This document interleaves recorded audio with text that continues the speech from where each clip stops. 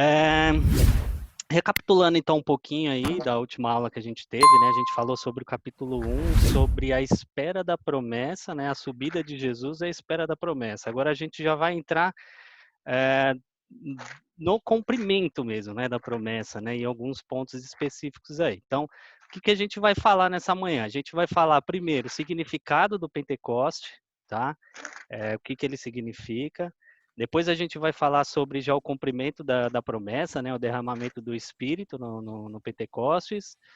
Aí a gente vai abordar uma pregação poderosa, que é a pregação de Pedro, né, agora cheio do Espírito Santo.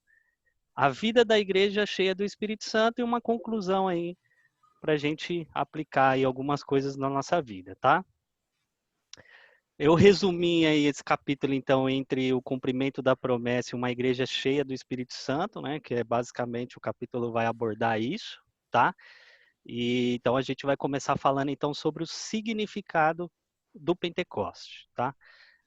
Para quem não conhece, Pentecoste significa quinquagésimo, tá? É uma palavra grega para que a gente traduz, né, para o português como Pentecoste.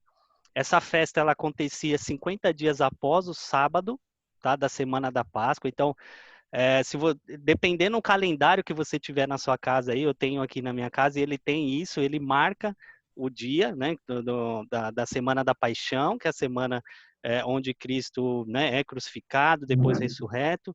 Aí tem o período da Ascensão, né, que foi 40 dias após, né, o seu ressurgimento, né, após a ressurreição. E aí 10 dias depois vem então o Pentecostes, tá? Então, total aí de 50 dias, desde aí do primeiro sábado da semana da Páscoa até de fato a inicialização dessa festa, tá? Ela é também conhecida na Bíblia como Festa das Semanas, Festa da Colheita, tá? Festa das Primícias, ela tem esses outros nomes também. É interessante que Deus escolhe exatamente essa data, tá? Uma data especial. Por quê? Porque nesse período os judeus começavam a colher os primeiros frutos. Então, o que eles faziam? Eles colhiam os primeiros frutos e eles iam a semana inteira ao templo para oferecer sacrifícios ao Senhor em gratidão a essas colheitas, tá? Então, olha que negócio interessante. Deus escolhe exatamente essa data para mostrar que nesse dia haveria uma grande colheita no mundo através da pregação do evangelho, né? Através do derramar do Espírito, do cumprimento da promessa. Então, perceba que tem uma ligação muito interessante quando a gente fala do cumprimento dessa promessa bem no dia de Pentecoste, né? Simbolizando aí a grande colheita que Deus faria no mundo através da pregação do evangelho, tá? Falando já sobre o derramamento do Espírito, né, que vai dos versos 2 ao 4, eu quero ler aqui. De repente veio do céu um som como de um vento impetuoso, e encheu toda a casa onde estavam sentados. E apareceram distribuídas entre eles línguas como de fogo, as quais pousaram sobre cada um deles. Todos ficaram cheios do Espírito Santo e começaram a falar em outras línguas, segundo o Espírito lhe concedia que falasse, tá? Então, 120 pessoas estavam ali reunidas, lembra? Capítulo 1 fala, né, dessas 120 pessoas, quem era que compunha, né, essas 120 pessoas, né, além dos apóstolos, né, além daqueles discípulos mais próximos, estavam lá também os irmãos de Jesus que creram nele após a ressurreição, a própria Maria, né, mãe de Jesus ali em carne, estava ali também, tá? E eles estavam ali, então, esperando, né, em oração, expectativa, perseverando em oração e aguardando, então, o cumprimento, né, da profecia de Cristo, né, da promessa de Cristo, que haveria, então, esse revestimento, a fim de que eles fossem testemunhas do Senhor, né, até os confins da terra, tá? Então, o Espírito Santo, ele foi um fenômeno celestial, né, não foi algo produzido, ensaiado. Quando a gente olha essa narrativa, a gente vê que foi algo vindo do próprio Deus, né? Uma promessa de fato que Cristo havia dado e que tem esse cumprimento espiritual, não pode ser reproduzido. A gente não pode marcar novamente um dia para acontecer Pentecostes de novo, porque foi único, exclusivo, tá? E é algo que somente o Senhor pode produzir isso, tá? Então, Quando a gente, lembrando lá nas primeiras aulas, a gente sabe que o livro de Atos é um livro narrativo histórico, tá? Então ele está narrando, né, um acontecimento histórico que aconteceu verdadeiro e que é exclusivo, único e não pode se repetir novamente, tá? Porque uma vez que o Espírito Santo foi derramado, ele foi derramado definitivamente, tá? Ele veio para ficar com a igreja e com os filhos de Deus, tá? Sobre o derramamento do Espírito Santo, a gente pode destacar 5 pontos importantes e que comprovam aí para nós o cumprimento da promessa que Jesus fez aos seus discípulos, né? Jesus ele prometeu, né, que haveria de derramar esse Espírito, que ele iria, mas ele mandaria o Consolador, né? E aí então ele faz isso e acontece algumas coisas importantes aí que demonstram o cumprimento de fato dessa promessa, né? A primeira delas é o som como de um vento, tá? Quando a gente olha aí no verso 2, a gente vê que a Bíblia diz que veio do céu um som como de um vento. E aí eu já desmistifico algumas coisas aqui, tá? Porque, infelizmente, as pessoas não se atentam à narrativa bíblica e cria algumas coisas que a Bíblia não diz. Então, por exemplo, a gente vê por aí alguns pastores, alguns líderes soprando, falando, não, o Espírito Santo soprou. Não, a Bíblia não diz isso. A Bíblia diz que veio como um som como de um vento. Então, naquele ambiente não se havia ventania. Você poderia jogar uma pena de galinha ali que ela ia cair tranquilamente no chão, não ia sair voando, tá? Porque a Bíblia diz que veio como um som. Ou seja, um dos cumprimentos aí da promessa do derramamento do Espírito, ela foi audível, né? Então ela veio aos ouvidos daqueles que estavam presentes, inclusive aí das outras pessoas que também, né, que ouviram esse barulho e vieram curiosamente verificar o que era, tá? A palavra que é usada aí para se referenciar essa palavra vento, né, som como de um vento, é a palavra ecos no grego, e ela é descrita também em outro lugar, né, como o próprio Lucas narra ela no seu capítulo 21 do Evangelho, aí no verso 25, como se fosse um barulho de um estrondo de um mar. Né? E outro ponto interessante, que vento e espírito, tanto no grego quanto no hebraico, ela tem esse duplo sentido, tá? Então, quando a gente fala do grego, a gente sempre usa a palavra pneuma, ela é usada tanto para vento quanto para sopro, né? Mostrando que o derramamento do espírito foi um acontecimento audível, verificável e que sua fonte foi algo sobrenatural. Não foi ninguém que ficou com produzindo esse barulho lá, chacoalhando um raio-x, né, que faz aquele barulho de tempestade, nada do tipo, né? Foi algo de fato sobrenatural, porém audível aos ouvidos dele, tá? Um outro ponto também é que o vento, né, é o símbolo do Espírito Santo, né? O Espírito Santo ele vem como esse som de um vento para mostrar a sua soberania, né, sua liberdade, e como a gente já sabe na narrativa de João capítulo 3, ele faz esse paralelo, o próprio Jesus, né, faz esse paralelo com o Espírito Santo, onde ele sopra onde ele quer, da forma que ele quer, livremente, né, e ele conduz assim a vida das pessoas também do jeito que ele quer, tá? Então, mostrando aí que de fato o Espírito Santo estava vindo, estava sendo derramado, né? Esse som desse vento, o Espírito correndo livremente sobre aquelas vidas, tá? O segundo ponto é como de um fogo, tá? Eles viram ali, quando a gente olha no verso 3, diz que apareceu entre eles ali línguas como de fogo, tá? E o fogo, ele também é símbolo do Espírito Santo, né? Deus se manifesta, por exemplo, a Moisés na sarça, em fogo, tá? Quando Salomão consagrou o templo, o Senhor desceu como fogo do céu. Deus é fogo consumidor, como Hebreus vai dizer, e a sua palavra também, como o próprio Jeremias vai narrar lá no capítulo 23, verso 29, é fogo. Então, esse também é um símbolo do Espírito, tá? As chamas, então, elas aparecem na cabeça desses irmãos, simbolizando o quê? Que o poder do Espírito estava vindo sobre eles, a luz que, né, que esse fogo também simboliza a luz que traz o entendimento, a iluminação, é o fogo que purifica, né, de todo pecado, limpa, né, quando a gente olha, por exemplo, lá em Isaías capítulo 6, diz que Deus tira do altar uma brasa ali viva e queima, né, vamos dizer assim, a língua ali do profeta para purificar, né? Então, o Espírito Santo também, ele é esse fogo purificador que nos purifica dos nossos pecados, né? E aí a gente vê também um cumprimento da promessa de Jesus quando ele diz aí, né, ou melhor dizendo, João Batista dizendo, ele vos batizará com o Espírito Santo e com fogo, tá? Então o fogo sempre vai estar associado à pureza, ao Espírito, à palavra de Deus, que é fogo, tá? A gente vê, por exemplo, o próprio Jesus lá em Apocalipse, né? A gente tem estudado aí nas quartas-feiras, próprio Deus ele vai se referenciar, compre de mim ouro refinado no fogo, né? Que o fogo ele traz essa pureza para o ouro. Então, o fogo sempre simboliza essa questão da pureza, do entendimento, da purificação, tá? E do próprio Deus, tá bom?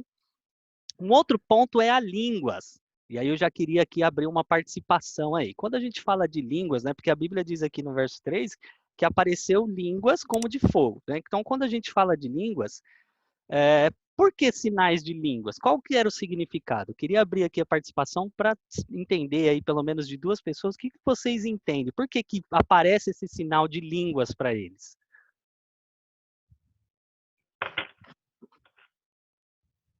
Vamos lá, gente. Tá aberto os microfones, Tá pode aberto os participar. microfones. Participa aí. O que vocês acham? O que simbolizava esse sinal aí? O que significava? Era cada um falando de uma forma? Cada um falando em uma língua que não era a língua nativa deles? Seria isso? Também. A gente vai falar um pouquinho mais à frente sobre isso. Também, era uma forma. Quem mais? Quem mais se arrisca aí além da Sidneia? Será que seria a língua dos anjos também? Língua dos anjos, ok. Quem mais? Pode Eu ser.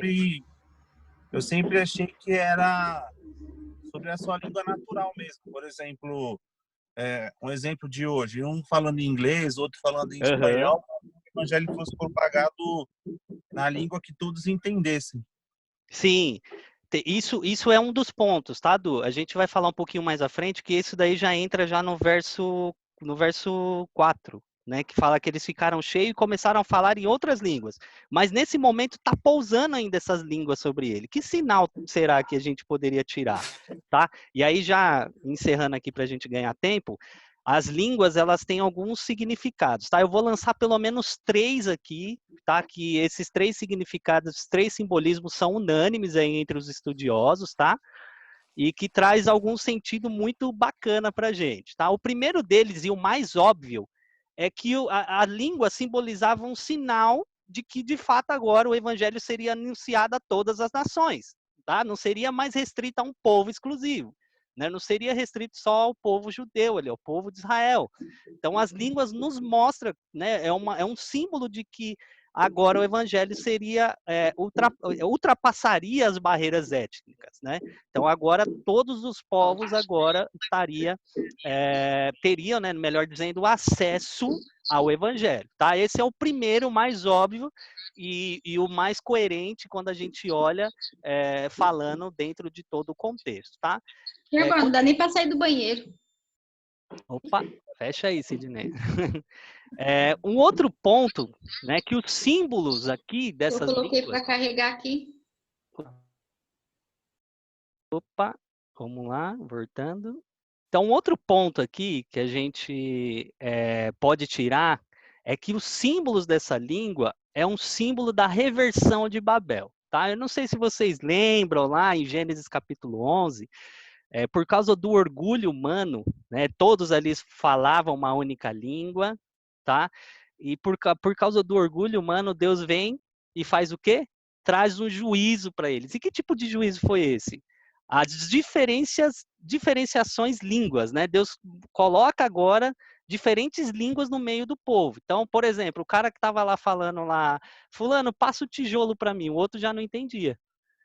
Fulano, pega isso aqui. Aí começou a trazer essa confusão. Então, Deus traz um juízo de línguas, né, de variedade de línguas para o povo por causa do orgulho humano. Agora, aqui no Pentecoste, Deus está trazendo as línguas, que agora antes era juízo, como um instrumento para trazer salvação a todas as nações. Tá? Então, esse também é um dos símbolos que pode ser considerado e que faz muito sentido também quando a gente olha né, para todo o contexto aí do livro de Atos. Então, o que antes era o juízo, né, o que Deus trouxe como um juízo para separar o povo por causa do seu orgulho, agora Deus traz essa variedade de línguas para unificar novamente o povo. Por quê?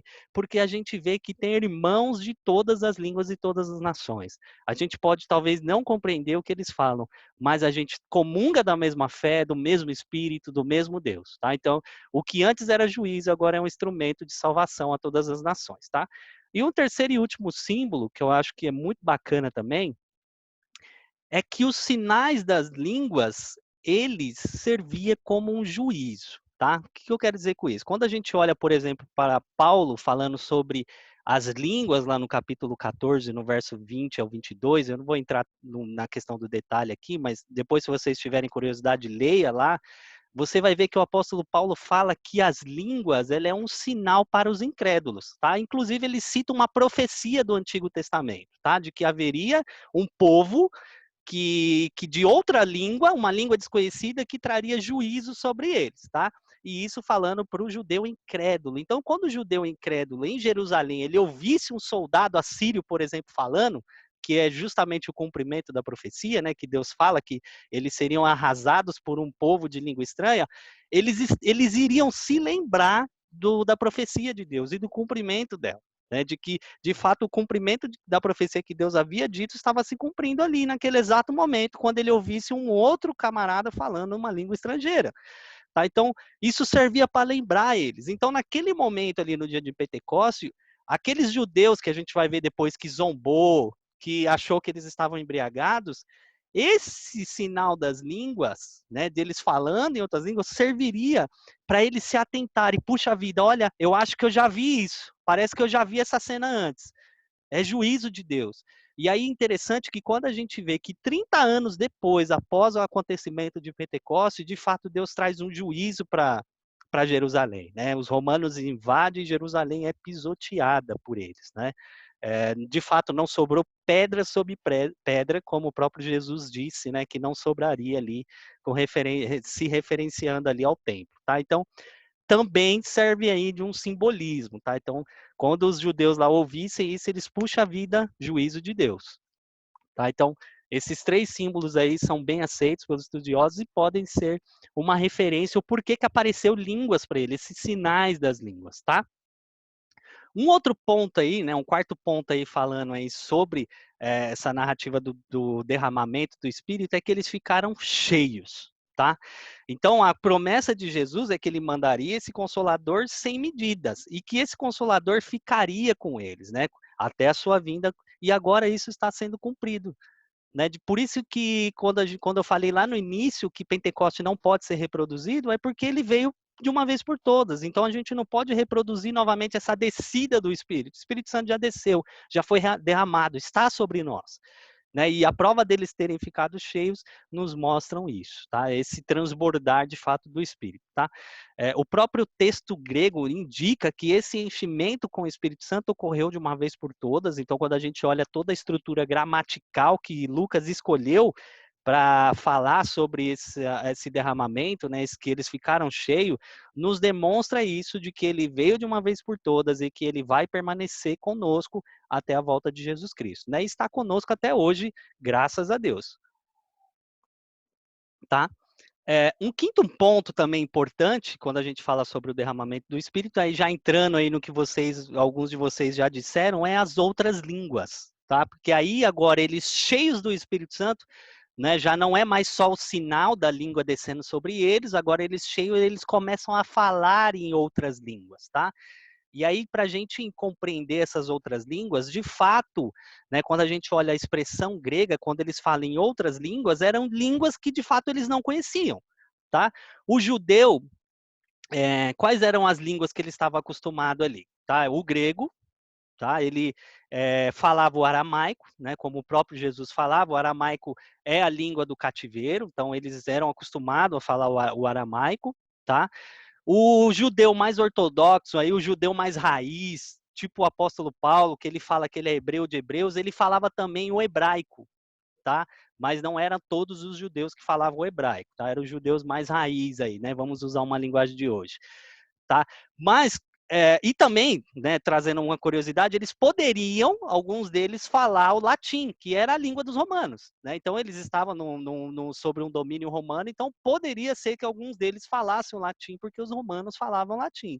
Mas quando a gente olha aqui, quando o texto fala que eles falavam noutras línguas, ou em outras línguas, né, são línguas, de fato, que não eram línguas que eles conheciam, né? E aí a expressão línguas aqui é a palavra dialectos, que de fato nos demonstra que eram línguas humanas, tá? Não eram língua dos anjos aqui, como a gente vê o apóstolo Paulo se referenciando isso lá em Coríntios, né? Capítulo 12 e capítulo 14, falando do dom de línguas, não eram línguas angelicais ou algo do tipo, eram de fato dialetos que eles não conheciam, ou seja, eram línguas estrangeiras mesmo, né? Um inglês ali, um alemão, enfim, né? Não que se existia naquele contexto essas línguas, mas estou usando para falar como exemplo para vocês. Então, era de fato línguas que eles não conheciam, tá?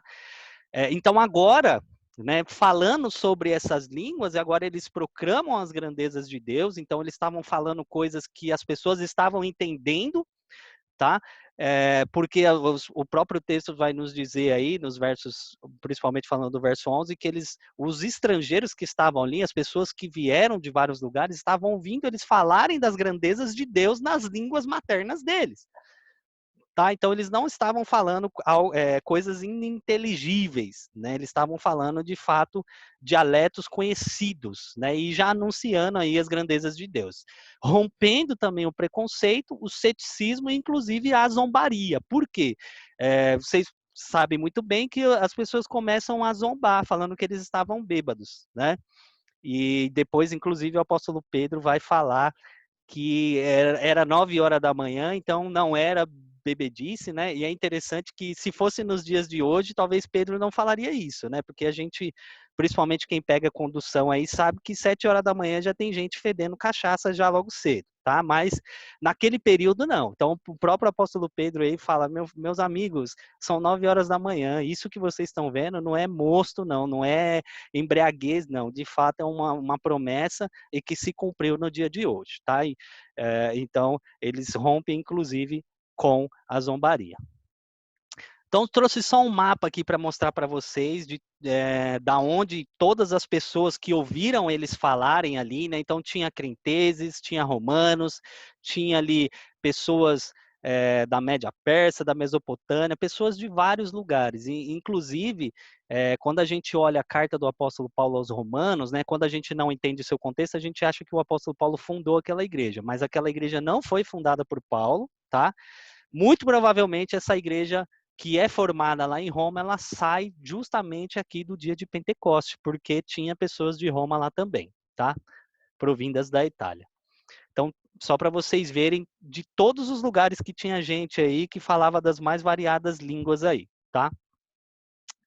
Falando já aí sobre a pregação de Pedro, né? A gente vê aí uma pregação poderosa aí que o apóstolo Pedro faz, né? E eu quero ler com vocês aqui bem rapidamente. Então Pedro se levantou junto com os 11 e, erguendo a voz, dirigiu-se à multidão nesses termos: Irmãos da Judéia e todos vocês que moram em Jerusalém, tomem conhecimento disto e preste atenção no que vou dizer.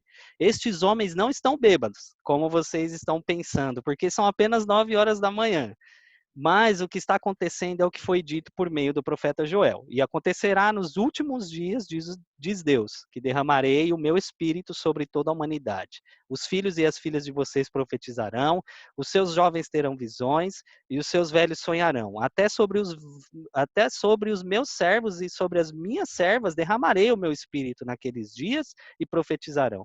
Mostrarei prodígios em cima no céu e sinais na terra, sangue, fogo e nuvens de fumaça. O sol se transformará em trevas e a lua em sangue, antes que venha o grande dia e glorioso dia do Senhor. E acontecerá que todo aquele que invocar o nome do Senhor será salvo. Israelitas, escutem o que vou dizer. Jesus, o Nazareno, homem aprovado por Deus diante de vocês com milagres, prodígios e sinais, os quais o próprio Deus realizou entre vocês, por meio dele, como vocês mesmos sabem. E a este, conforme o plano determinado e a presciência de Deus, vocês mataram, crucificando-o por meio de homens maus. Porém, Deus o ressuscitou, livrando-o da agonia da morte, porque não era possível que fosse retido por ela. Porque Davi fala a respeito dele: eu sempre via o Senhor diante de mim, porque ele está à minha direita, para que eu não seja abalado. Por isso, o meu coração se alegra e a minha língua exulta. Além disto, também a minha própria carne repousará em esperança, porque não deixará a minha alma na morte, nem permitirás que o teu santo veja a corrupção. Fizeste-me conhecer os caminhos da vida e me encherás de alegria na tua presença. Irmãos, permitam-me falar-lhes claramente a respeito do patriarca Davi. Ele morreu e foi sepultado, e o seu túmulo permanece entre nós até hoje. Sendo, pois, profeta e sabendo que Deus lhe havia jurado que um dos seus descendentes se assentaria no seu trono, prevendo isto, referiu-se à ressurreição de Cristo, que nem foi deixado na morte, nem o seu corpo experimentou a corrupção. Deus ressuscitou este Jesus, e disto todos nós somos testemunhas. Exaltado, pois, à direita de Deus, tendo recebido do Pai a promessa do Espírito Santo, derramou isto que vocês estão vendo e ouvindo. Porque Davi não subiu ao céu, mas ele mesmo afirma: disse o Senhor ao meu Senhor, sente-se à minha direita, até que eu ponha os seus inimigos por estrado dos meus pés. Portanto, toda a casa de Israel esteja absolutamente certa de que este Jesus que vocês crucificaram, Deus o fez Senhor e Cristo. Quando ouviram isso, ficaram muito comovidos e perguntaram a Pedro e aos demais apóstolos: que faremos, irmãos? Pedro respondeu: arrependam-se e cada um de vocês sejam batizados em nome de Jesus Cristo para a remissão dos seus pecados, e vocês receberão o dom do Espírito Santo, porque a promessa é para vocês, para os seus filhos e para todos que ainda estão longe, isto é, para todos aqueles que o Senhor, nosso Deus, chamar. Com muita alegria ouviram essas palavras. Né, com muitas outras palavras, Deus testemunha, melhor dizendo, e exortava-os dizendo: salvem-se dessa geração perversa. Olha que palavra abençoada, irmãos. Agora, o Pedrão covarde, cheio do Espírito Santo, né? Aquele que outrora negou Jesus, agora cheio do Espírito Santo, na capacidade ali do Espírito para ser uma testemunha, ele se ergue, né, como líder ali e pronuncia essa pregação maravilhosa, né? E aí a gente tem alguns pontos que a gente pode aprender com essa pregação de Pedro. A primeira delas, né, que o derramamento do Espírito, então, traz a multidão, né, ou seja, é o Espírito Santo que abre as portas para a pregação de Pedro, né, e a primeira coisa que ele faz é explicar o resultado disso. Ele explica que o resultado do que aquela multidão estava vendo, né, curiosa ali, querendo saber o que era, porque aqueles homens eram galileus, irmãos. Galileia é como se fosse a Itapevi de hoje, a Carapicuíba de hoje. Não tinha pessoas que a gente pode dizer assim que eram muito instruídas, né? Enfim, naquele período específico, não. Tá? Então, isso chamou a atenção daqueles povos, né? Por isso até que eles falam, nossa, quem esses são? Esses não são por acaso galileus, mas enfim, o apóstolo Pedro agora explica que isso é o resultado da promessa, que não era embriaguez, mas o cumprimento de fato da profecia de Joel. Tá? E quando a gente fala do derramar do Espírito, a gente vê que ele rompe as cadeias preconceituais, né, preconceituosas aí de sexo. A gente sabe que a mulher não era muito aceita, né, quando a gente falava aí de aprender, por exemplo, a palavra de Deus, de estar presente ali nos cultos públicos junto com os homens. Mas quando a gente vê agora o derramar do Espírito, a gente vê que essas barreiras de preconceito sexual, elas são rompidas. Então, é filhos e filhas, é jovens e velhos, né? Inclusive a questão social já não é mais só para o cara instruído, não, é para o servo também, é para o escravo.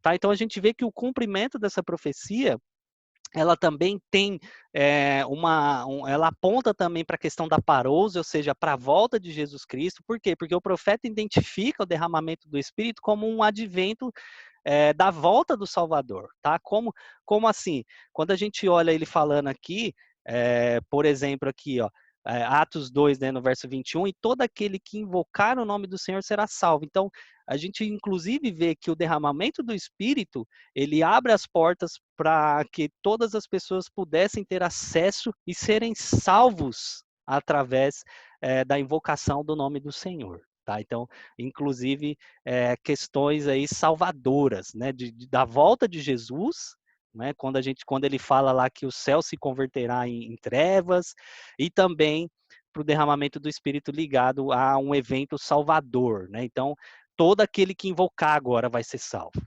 Não está mais limitado a um povo. Então, se você invocar o nome do Senhor, seja lá quem for, você vai ser salvo, porque o cumprimento, o derramamento do Espírito abre essa possibilidade para mim e para você, tá?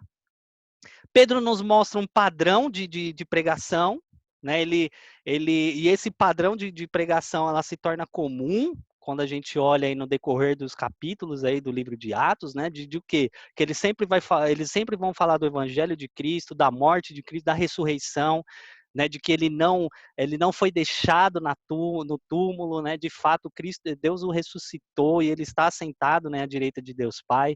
E sempre vai trazer também uma exortação ao arrependimento e batismo, né? Que é inclusive um cumprimento daquilo que Jesus ordenou eles fazerem, né? Anunciar e batizar. Então eles anunciam Cristo, exorta eles ao arrependimento e depois chama eles ao batismo, tá? Cumprindo aí inclusive a ordenança que Jesus deixou para nós. É interessante que Pedro, ele também vincula o cumprimento do derramamento do Espírito à comprovação da ressurreição e exaltação de Jesus. Quando ele cita, né, o salmo profético de Davi ali, que é o Salmo 16, ele está mostrando que o cumprimento dessa promessa também nos mostra que Jesus continua vivo. Né? A prova de que Jesus era o Messias era exatamente o que eles estavam vendo e ouvindo, como a gente olha aí no verso 33. Né? O apóstolo Pedro fala, o que vocês estão vendo e ouvindo, ou seja, esse cumprimento da promessa que está sendo audível para vocês e visível, é exatamente a comprovação de que Jesus foi ressuscitado, está exaltado, assentado à direita de Deus o Pai, porque ele falou que derramaria o Espírito, ele falou que aconteceria essa promessa. Né? Então, o que vocês estão vendo e ouvindo é exatamente a demonstração de que Jesus está vivo, ele é o Cristo prometido e ele está exaltado, assentado à direita de Deus, tá?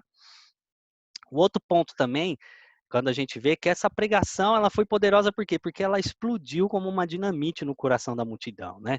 A gente não vê, por exemplo, né? E aí eu não quero entrar no mérito se está certo ou errado, tá? Isso aí é um outro debate. A gente não vê o apóstolo Pedro levantando a mão lá e falando, quem quer aceitar Jesus, vem aqui. Não precisou.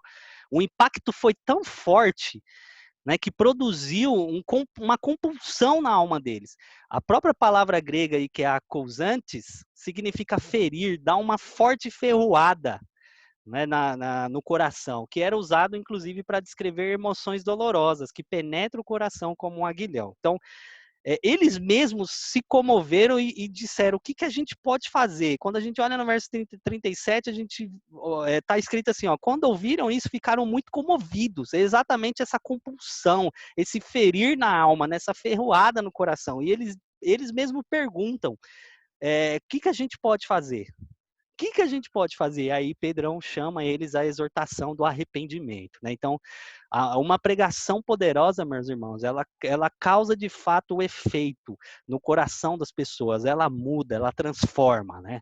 E então, quando se cumpre esse derramar do Espírito, agora Pedro ali, no seu primeiro sermão, ele leva esses irmãos aí de fato a um arrependimento, né? Chama eles ao arrependimento porque eles foram compungidos a isso. Eles mesmos se sentiram na obrigação de perguntar o que eles deveriam fazer, mostrando que o Espírito Santo estava cumprindo uma das promessas feitas também, de que era ele que convenceria o homem do pecado e do arrependimento. Então não foi algo que foi produzido pelo apóstolo Pedro, né? Foi puramente obra do Espírito Santo. Ele não prega, e a gente vê que é interessante que a gente vê que de fato é uma obra do Espírito, porque ele não prega para massagear o ego deles, pelo contrário, eles põem o dedo na ferida, eles falam, vocês mataram Jesus, confrontam eles com seus pecados, né? Mas quando o poder da pregação vem nos corações dos pecadores, de fato eles vêm arrependidos, eles vêm convencidos pelo Espírito, e eles desejam entregar suas vidas, tá? Então, para concluir aí falando sobre a pregação de Pedro, né, John Stott ele destaca que Pedro ele focou a pessoa de Cristo. Então, a pregação ela deve ser focada na pessoa de Cristo, né, mostrando aí que é um padrão da pregação da igreja primitiva, né, e deve ser assim mesmo. E ela se dá em 6 estágios aí só para a gente finalizar esse ponto sobre a pregação de Pedro. Ele era um homem, mas sua divindade era reconhecida pelos seus milagres. Então Pedro fala que ele era homem, mas foi usado por Deus, ele era o próprio Deus ali, e isso demonstrava os seus milagres. O próprio Jesus, ao ser indagado pelos discípulos de João Batista, né, quando João Batista vai lá e manda os discípulos perguntar, é você mesmo ou a gente tem que esperar outro? E aí Jesus fala para eles, vai lá e fala para eles, os surdos ouvem, os cegos veem, os coxos andam. Então, uma das marcas do messianato, da divindade de Cristo, eram os seus milagres, tá? Ele foi morto por mãos iníquas, mas segundo o propósito de Deus, ou seja, Deus não foi pego de surpresa com a morte de Cristo, tá? Com a morte de Jesus, ele veio para cumprir de fato esse propósito, tá? Então Deus saberia tudo o que ele passaria, tá? Não foi algo que, apesar de os homens, né, terem a sua responsabilidade, fizeram conforme os seus corações pecaminosos, né? Crucificaram o nosso Cristo, mas foi segundo o propósito de Deus, tá? Ele ressurgiu dos mortos, como previa os profetas, e testemunharam os apóstolos, ou seja, a gente já via no Antigo Testamento que a ressurreição de Cristo seria algo que aconteceria. O próprio salmista Davi, a gente viu aqui na pregação de Pedro, ele fala que ele não deixaria a alma dele na tumba, né? Ele não provaria corrupção no seu corpo, então era algo de fato que foi ali previsto pelos profetas, anunciado agora pelos apóstolos, a ressurreição dele, tá? Foi elevada a destra de Deus e de lá derramou seu espírito, mostrando e comprovando, né, que ele está vivo e ele é Deus. E ele oferece o perdão, né, e o espírito a todos que se arrependem, creem e são batizados. Então, está disponível para todo mundo, né? Não há acepção de pessoas com relação ao derramamento do espírito. Não é porque eu oro mais, não é porque eu busco mais, não é porque eu sou mais legal, não é porque eu sou mais entendido. Não, está disponível a todos aqueles que invocar o nome do Senhor, todos aqueles que se arrepender, tá? E eles o acrescentam à sua nova comunidade. Então, a pregação de Pedro nos mostra que o resultado disso, de uma pregação cheia do Espírito, é o crescimento da igreja. Tá? A gente vê que a igreja cresceu com base no derramamento do Espírito e o resultado dessa pregação poderosa. Tá? Falando agora sobre uma vida cheia do Espírito, né? Uma igreja cheia do Espírito Santo, tá? A gente vê que a pregação, então, de Pedro, ela agora forma uma nova comunidade, né? Quase 3.000 pessoas, isso sem contar mulheres e crianças, né? Que não eram contados. E a gente vê que, de fato, o apóstolo Pedro agora ele começa a exercer, né? Ele demonstra, na verdade, ali, não só ele como os demais apóstolos, um ministério de Jesus, que era fazer, ensinar e enviar, tá? Porque a igreja começa a crescer, né? Mas aí já abrindo novamente aí para uma outra participação, quais são as marcas de uma igreja cheia do Espírito Santo? O que a gente pode classificar aí como marcas de uma igreja cheia do Espírito?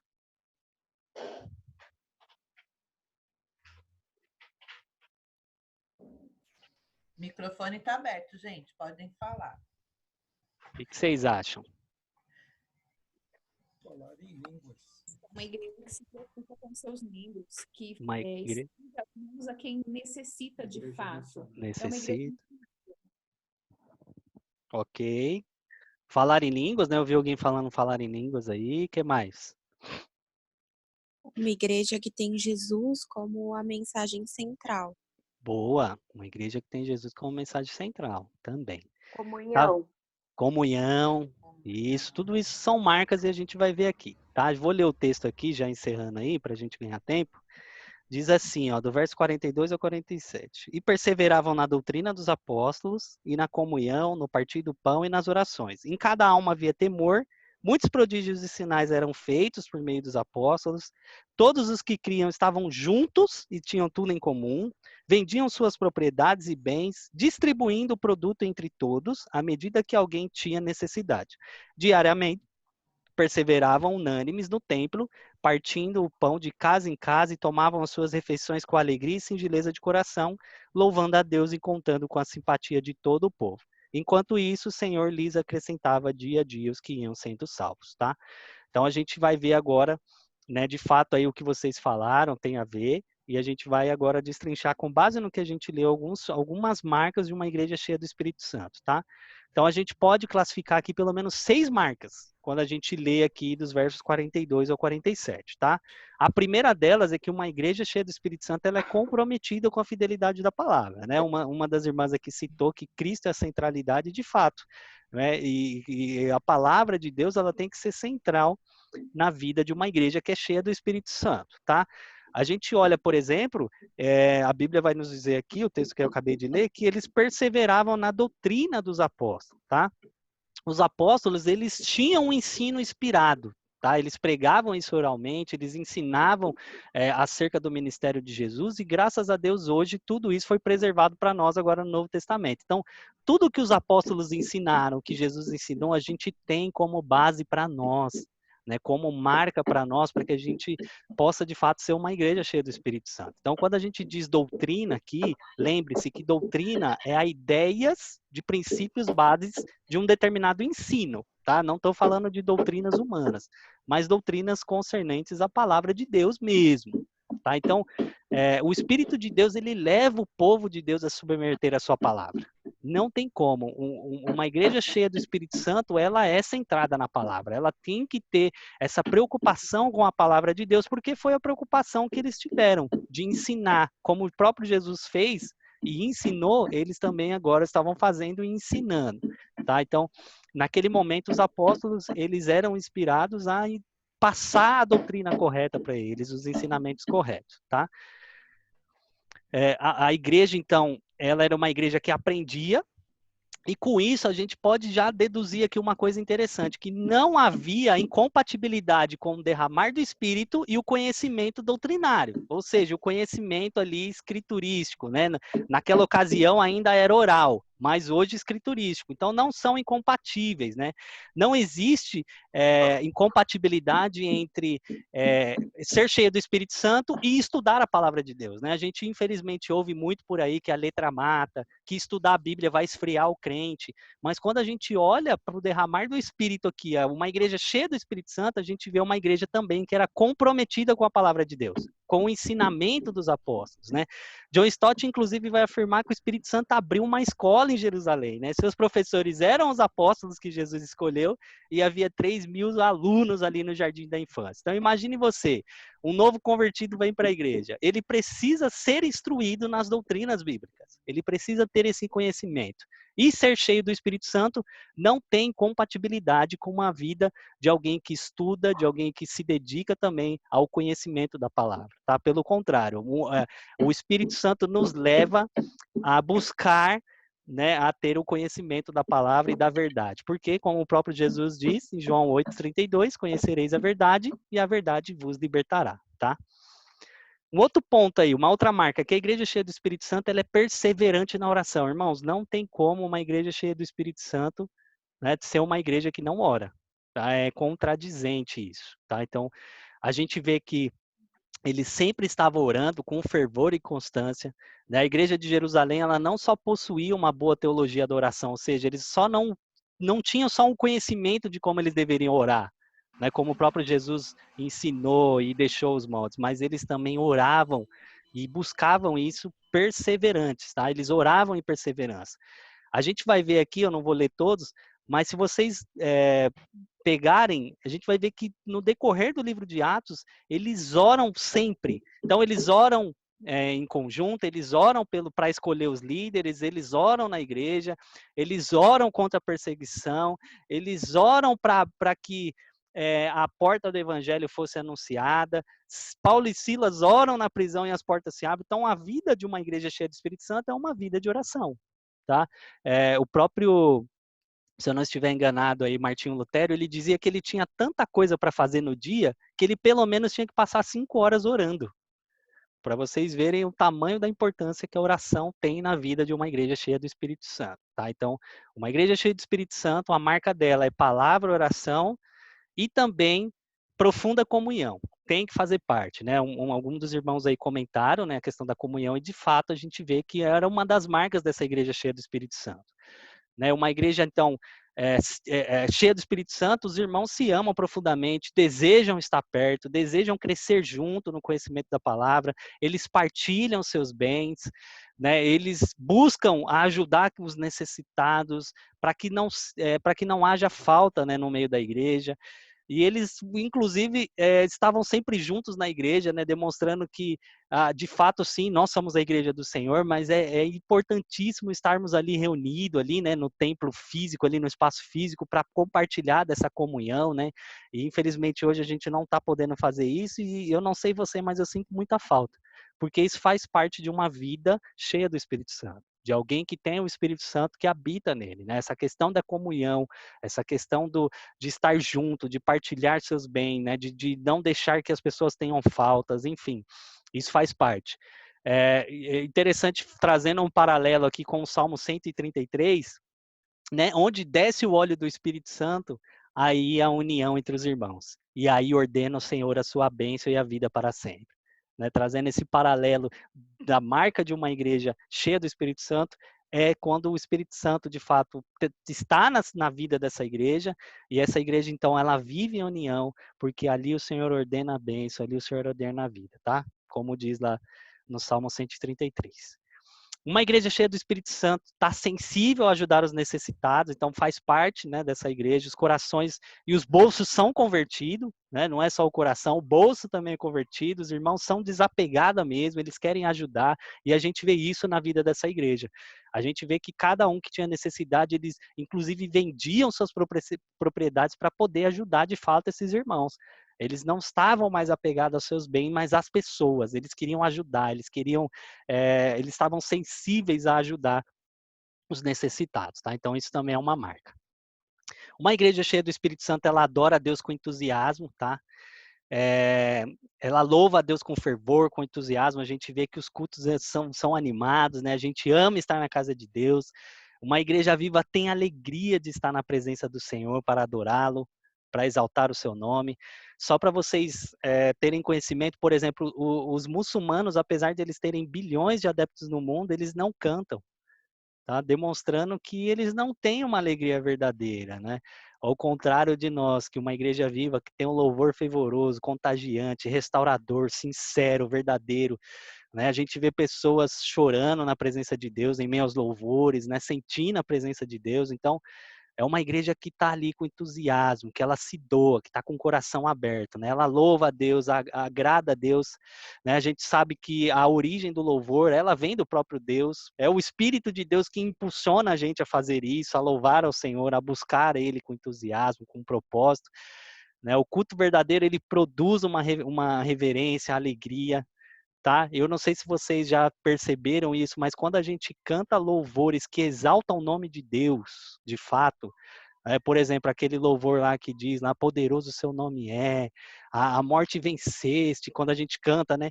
Há um clima diferente no meio da igreja. Eu não sei se vocês já perceberam isso, mas quando a gente exalta a Deus, quando a gente de fato cumpre o propósito do louvor, que é agradar a Deus, que é adorar a Deus, a atmosfera da igreja, ela fica diferente.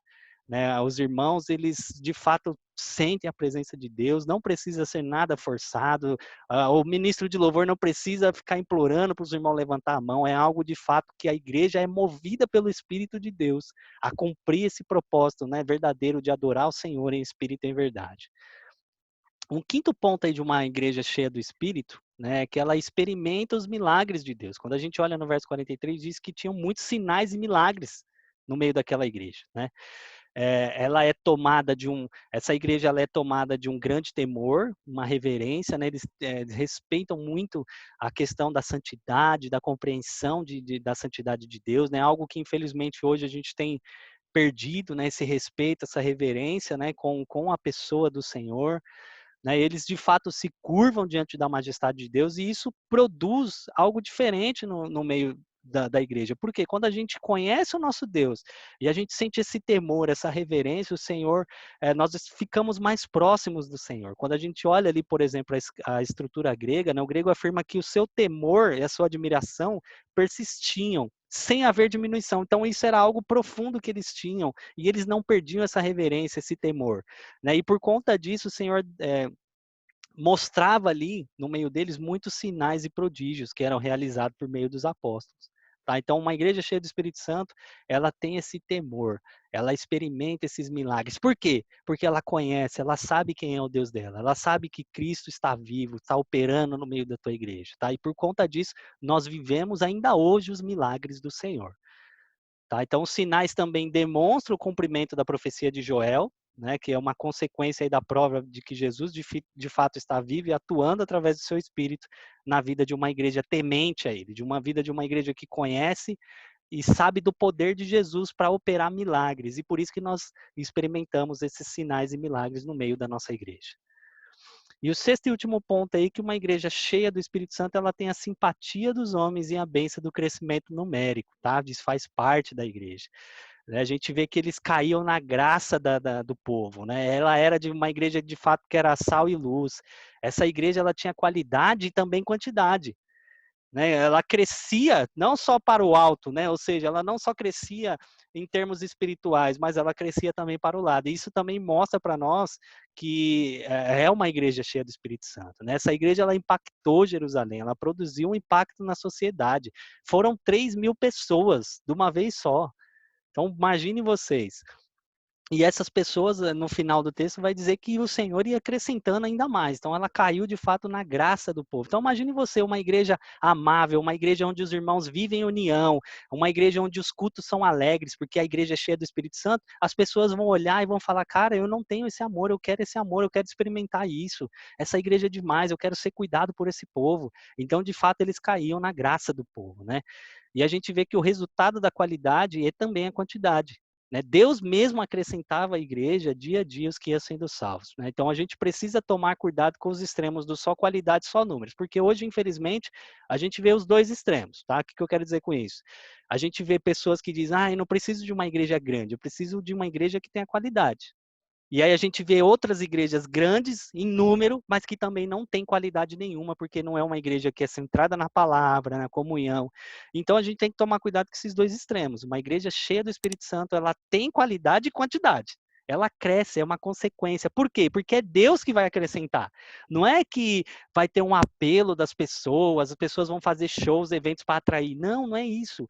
O fato delas terem essa vida cheia do Espírito Santo, experimentar esses dons do Espírito, né, cair na graça do povo, o próprio Deus vai acrescentando a quantidade essa igreja. Tá? Então ela acaba crescendo.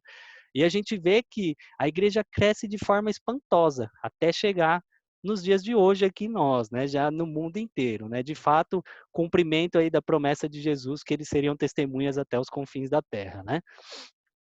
O que começou lá com 120 membros, lá para o capítulo 4 já pula para 5.000, e aí vai aumentando a ponto de o Lucas não ter mais os números exatos do tamanho que essa igreja tomou as proporções, né, até os dias de hoje. E tem tomado ainda para a glória de Deus, tá?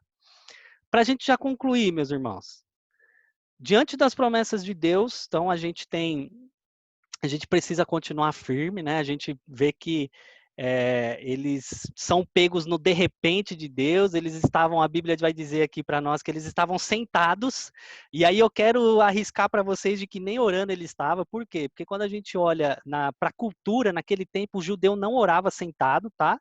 Um conhecimento cultural aí, e a Bíblia diz que eles estavam sentados e de repente. Então, tenho para mim aqui, e alguns estudiosos também vão concordar, de que eles estavam num momento de descanso ali, e de que de repente veio o cumprimento da promessa. Deus pegou eles de surpresa, né? Então, mas eles estavam ali firmes, perseverando ali no cenáculo, né, esperando de fato o cumprimento da promessa. Então, meu irmão, se você tem uma promessa de Deus, aguarda, persevera, não desanima não, porque eu tenho certeza que o de repente de Deus vai chegar na sua vida, né? O de repente de Deus vai vir, porque as promessas que ele faz, elas vão se cumprir, elas são verdadeiras. A gente já viu que o cumprimento de Pentecostes é a demonstração de que Jesus ainda está vivo, está atuante no meio da igreja, né? O seu Espírito está ainda nos presenteando com os seus dons, com as suas bênçãos, né? Então, se você tem promessa do Senhor, permaneça firme, porque o de repente de Deus vai vir, tá?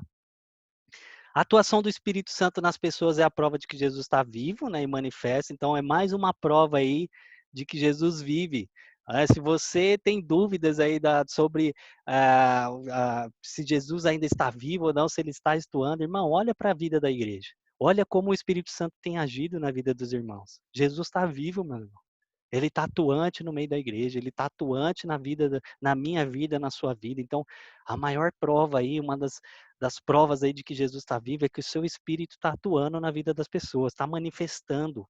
Né? O ministério de Jesus está sendo feito através da vida da igreja. Então, se você ainda tem dúvida, irmão, aí está mais uma prova aí incontestável aí de que Jesus está vivo e está reinando aí sentado à direita de Deus o Pai. Um outro ponto é que o Espírito Santo não faz acepção de pessoas, né? Se você está achando aí que talvez você não tenha um dom, ou talvez você ainda não tenha um dom de línguas ou algo do tipo, porque o Espírito Santo não está atuando em você, você se acha ainda muito pecador, ou você não se acha ainda digno, pasme, você realmente não é digno, você também é muito pecador, mas o Espírito Santo ele não faz esse tipo de acepção. Até porque se ele fosse atuar só na vida de quem não pecasse, ou de quem fosse mais santo, ou de que merecesse, ninguém receberia o Espírito Santo, né? A começar pela própria vida dos apóstolos ali no cumprimento de Pentecostes. Então, sim, você pode sim receber o Espírito Santo. Você pode usufruir dessa bênção. O Espírito Santo habita em você, meu irmão. Se você invocou o nome do Senhor um dia, o Espírito Santo veio morar na sua vida. Até porque ninguém o próprio apóstolo Paulo vai dizer em Romanos que quem é do Espírito se inclina para as coisas do Espírito, ou seja, somente alguém que tem uma vida cheia do Espírito Santo é que tem o desejo de orar, que tem o desejo de buscar a palavra do Senhor, que tem o desejo de estar na casa dele adorando junto com os irmãos. Então, sim, você tem o Espírito Santo, meu irmão. Não se sinta aí como alguém que não é digno ou de que não recebeu o Espírito Santo. Pelo contrário, se você invocou o nome do Senhor, você já usufrui das bênçãos do Espírito, tá?